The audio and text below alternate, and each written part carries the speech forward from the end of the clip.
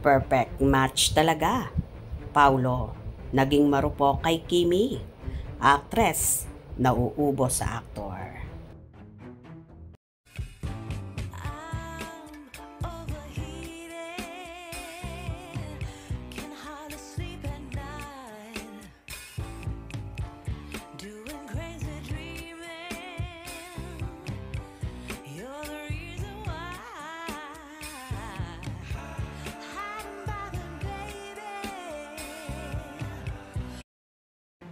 Marami ang nagtataka kung bakit nag-i-stay si Paolo Avellino ng matagal sa kanyang katandem at screen partner na si Kim Chiu, kung saan hate na hate niya ang magtagal sa isang love team dahil ayaw daw niya ng mga fake na pakilig, fake na sweetness, fake na holding hands.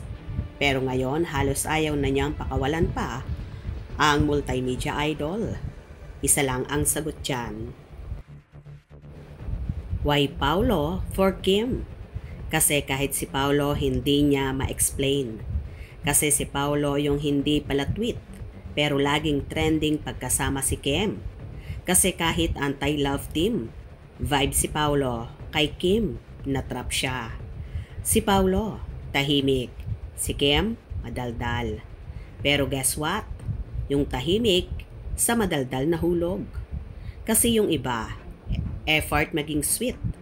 Si Paulo, effort pigilan maging obvious. Si Paulo, mysterious.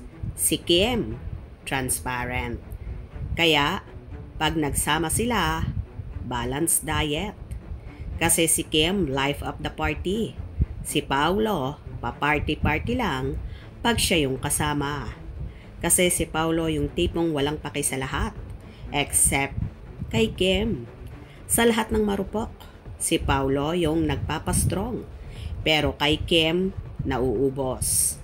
Si Paulo yung serious, pero kay Kim lang, sumasama sa kalokohan, kahit ayaw niya, kunwari. Ayon naman sa isang fan, confirm, Kim Pao are real. Kaya kayo mga feeling entitled na fans, mahal kayo ni Kim. It's true, pero your opinion won't matter. Kim is very smart and she knows exactly what is going on. Kim is too kind to hurt anyone. So please don't cross the line dahil mas mahal niya si Pao kesa sa inyo. Yan lang naman ang mga simpleng kasagutan sa mga katanungan ng marami na talagang totally in love na si Paugie kay Chinita Princess. Kaya ayaw na niya itong pakawalan at bitawan pa. Bukod pa dyan, nag-enjoy siya ng todo sa kumpanyon ni Kimi at in fairness kabi-kabila pa ang projects nila.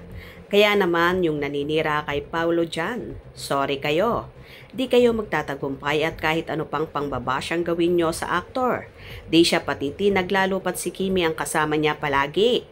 Hashler na yang sa bashing kaya for sure panay ang pagpupush dyan ng dalaga na wag na lang patulan at hayaan na lang ang mga mahaderang chismosa na walang magawa sa buhay. Basta ang alam ko lang, in love na in love si Paulo kay Kimi. Period. Hope you enjoyed. Please subscribe for more info.